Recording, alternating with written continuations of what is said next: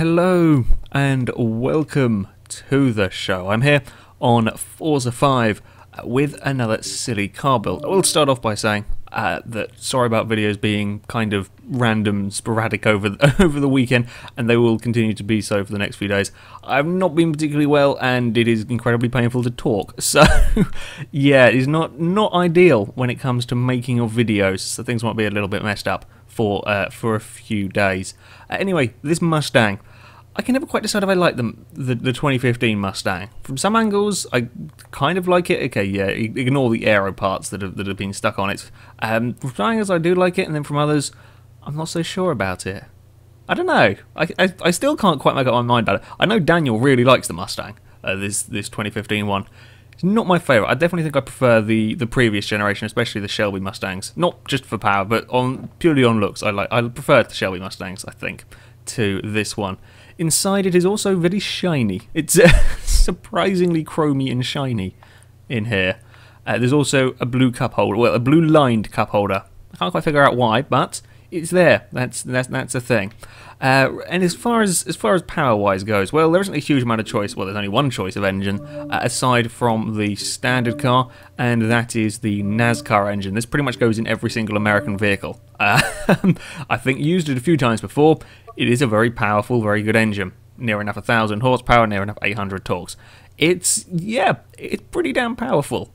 It was gone in a couple of cars. Sometimes it can make them difficult to drive. The Impala, though, had this engine, this exact engine. The Impala was very, very good. One of the best cars that we have had. Other things of note are this is actually quite a heavy car. It surprised me because this even with the full-on race weight reduction that we have here, still over 3,000 pounds. This is heavier than the Eau Rouge. The big Infinity that we had last time out, this is 100 pounds heavier. Near enough, anyway. I didn't expect that from the Mustang. I thought, you know, it was going to be a lot lighter. Well, certainly a lot lighter than the Eau Rouge. Yeah, a little bit heavier than perhaps I expected. However, that might not be a bad thing. We've seen this before when it comes to silly car builds. A car with a little bit more weight can perhaps be a little bit more stable. The C63 AMG worked along those lines, and the Impala as well. The Impala, I think, is a little bit bigger size. The Mercedes perhaps to do with the weight. Anyway, time to take this for a test. We're going to go to our test track we use for the silly car builds, the Sebring Club Circuit, where I am going to try and set a lap time. I've got 4 laps to set a time in. My target is a lap set by a V8 supercar that did a 1 minute 8.1, and I'm now going to try and beat it with this Mustang. Of course, the Mustang has got a lot more power. It's a higher PI, Forza's rating system. So on paper, of course, this should be the faster car. But the question is, can I keep this under control? Will it stay on the road? Of course, a V8 supercar is, well, to be fair, for a touring car, a V8 supercar is a pretty difficult touring car to drive, but it is a hell of a lot more refined than a 1,000 horsepower NASCAR engine Mustang. So, yeah, this will outdrag the V8 on the straight, but, oh, good God, through the corners, yes, we don't have any of the grip at all. Okay, through turn, oh, no, we can't do that. Actually, that's quite planted through there. Oh dear, we're not stopping. The back end wasn't actually trying to come out through that corner. I mean, we didn't make the corner, but it was the front tyres that were letting go there rather than the back end. That's surprising. Normally, it's the back end that gives up at, at that particular corner. Okay, I think there's some hope for this Mustang. You know, I think that, whoa, okay. Oh crap, gotta be careful. Easy on the power if we're going to make it around. Oh good God. Once we get it up to speed, I think it might be okay. But at these speeds, of course, you've got so much power and so much torque. The minute you try and use it, it wants to spin the wheels up. This is the other test for a car's handling. How do we fare through here? Again, it's pretty good. That's not bad through that corner. Oh crap, have I missed the brake? Please stop, please stop. No, nope. Okay. Yeah, brakes. We're going to have to brake a little bit earlier than that. As I said, it's a bit of a heavier car, and of course, with the more weight in these vehicles, they don't stop quite as quickly. And of course with this much power as well, it's going very fast when you do reach said braking zone. Oh, might just about get away with that one. Ooh, there. Yeah, only just. Okay, got to be got to be very careful through this. This section is a pain in the Mustang. It's better through the fast bits. And I didn't necessarily expect that. But I thought this would be a lot more.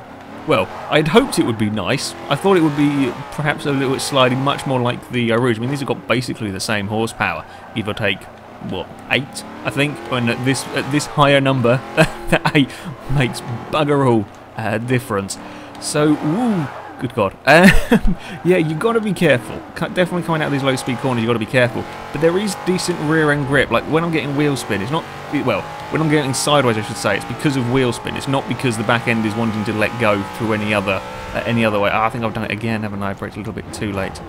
Ooh, good. Just. Oh, we're going to overcook that a little bit. Yeah, at high speeds, the back end isn't coming around on its own. Right? Well, it's very hard to explain what I mean. I know what I mean. I hope people also know what I mean. Oh, no, that was me being a bit too brave. Ooh, we're going to bump the wall there. Okay, that was too much to ask of it through that particular corner. Okay, I've got one more lap. If I can keep it together, if I can keep the Mustang together, I think it could be very, very quick. But I've got to not make any silly mistakes. I can't afford to outbrake myself. I'm going to have to be very gentle on the power. Short shifting is probably a good idea around here. An easy way to deal with this much power. Yeah, I don't really think that's the way to be going at the moment. Right, coming on to this start-finish line straight now, we need to be neat through here. We need the back end to stay on the road, to try and put down some decent power, as best we can anyway. Right, there we go. Now we've got some decent speed. Yeah, we have got some decent speed actually as well down here. Even if I'm braking, yeah, brake's not quite ideal, I'll be honest. Got to brake a bit earlier than perhaps I would like to be doing with this car. And then sort of gently feed in the power, well, as gently as I do with one of these. Yeah, a little lift through there, and then, ooh, it's a twitch on the exit of that corner. Again, we're really pushing it on under braking. Good God, that's quite scary under braking, and this is where we've got to be very careful. Okay at the first half of the lap, provided you don't do anything silly on that fast corner. It's around here, using the power is as tricky as ever. And was it the Jaguar E-Type? I think will be one of the best silly car builds I had. That could use a lot more power than even this has. It's a lot better. This has still got to be incredibly careful on the throttle. Probably don't want to be going over the curbs that much. I don't really know what this does on the curbs. I haven't got near them. I've been too busy sliding and having other issues. Now, one more scary corner to go. Again, just a little lift is enough to settle the car. Now we can run for the line in the Mustang. It's a 1 minute 6.9. It goes quicker, quite a bit quicker than the V8 supercar. That is that's a good lap time actually from the Mustang. An interesting car actually, this one. It can be very quick. It can be very quick indeed, as you saw there, and that's a blooming good time for a silly car build around here. You've got to treat it with a lot of respect if you want to get it that fast. It's very easy to make silly mistakes with this car, I think. I mean, yeah, you could say that about a lot of these cars, but because this one here is actually fairly decent through the corners, it's easy to push it a little bit too far. But if you're careful on the throttle, yeah, this is a looking fast car. I'll give it credit. Did well dealing with all of that power. Now we must find out how quick it goes in a straight line, which means not pressing the help button. God damn it, that is very... I wish they wouldn't put the help button there. I've done that a number of times in the past. Yes, we're going to take it to Le Mans. Quick tune though to dump off the aero. Top speed, what we're gonna have a guess at with this car. I would say it's got a decent amount of power, not the most aerodynamical. Maybe 225. I think once we dump the aero off, 225 sounds. Oops, that's not what I want to press. I want to press X. 225 sounds about right for me, or to me, should I say. Aero, nope, I've underestimated it. If it's doing 24 with all of the aero on. Right, so we will dump that off. 229. Yeah, it's not going to be the fastest car we've had. The gear looks very long, actually. If we bring that back in, can we rein that in? Can we get 231? Rein it in anymore? That might be a bit too far. Yeah, okay, so we'll extend it a tiny bit. It's not going to be a huge amount more though. 232 is about all the Mustang's going to do. Okay, fair enough. It's not the most aerodynamical of shapes, the Mustang. Sure, it's a lot better. To be honest, it's probably a lot more aerodynamical than the Shelby one that I like. But it's not quite the ultra super sleek supercar like the 270 mile an hour Celine that I had, or the Lotus 11 that is absolutely terrifying. I think it was 250 that thing got up to. Lotus 11 is ridiculous because it just weighs nothing. You could fit 3 Lotus 11s just about into the weight of this Mustang. The 11 is a crazy, crazy car. But yeah, this was never quite going to be as quick as them in a straight line. It's not got quite the aerodynamical efficiency. Sure, that's a thing. We've also now got no aero. I don't know how that's going to affect. As I said, this car it is not terrible to drive if you can be careful with it. I wonder if dumping off the aero will now put it over the edge. Who knows? We will find out in these first few corners. I don't like Le Mans. I'm not very good at this track. I only drive this bit to go down the straight for these. Other than that, I never go to Le Mans. Right, let's use far too much power and get it sideways. These next couple of corners are quite scary in silly build cars, so they are very quick. And now you see we've still got decent rear end grip in this car through the higher speed stuff. I reckon this is going to make the corner at the end of the straight. I said that about the Infinity and it didn't. I think this is better. I think this will make the corner without there being a horrendous crash. Let's get around that. I also think this will probably reach its top speed as well. We've had a few cars now that are failing, only by a couple of miles an hour, but this isn't quite a long enough straight for them. I reckon this probably will do it. And we're up into 6th gear already. Do we have a... Okay. You sure you're doing 230? Well, okay. Well, we're up to 220 miles an hour. It reckoned 232. This may end up buzzing in the limiter before then. Okay. I'm not sure about... I'm not entirely sure about you. It's not actually buzzing in the limiter, I don't think. I think it's just running out of... I've got to change. That seems odd to me. Normally this is pretty good. This is the first time I've had this where that seems slightly wrong to me. Okay. Well, it extends you a little bit more. Just to make sure. Yeah, you can do this on the fly in real cars. Okay? This is perfectly legitimate. At 220 miles an hour, you can pause everything and then slightly adjust the gear ratios. Yes, I would like to apply the setup changes. Okay.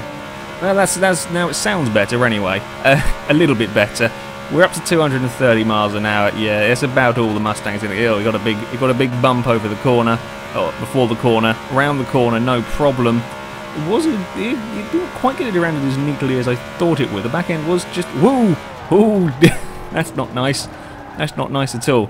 There is a bump there. I've not noticed that bump before. The Mustang found it, and that nearly put it sideways. Yeah, it didn't quite have... I mean, I have taken all the downforce off the aero parts, but it didn't quite have the grip I thought it would through the corners. It did get a little bit light, but I kept it under control. There we go. Mustang is a surprisingly quick car, actually. It did pretty well, although to get that sort of lap time, you are very much on the limit. Taking off this aero, I don't think it would be anywhere near as nice to drive around a track.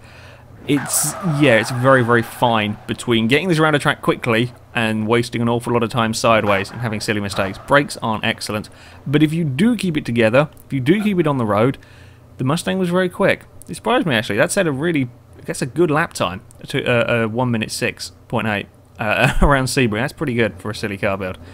Anyway, that is it for today, guys. So thank you very much for watching, and until next time, goodbye.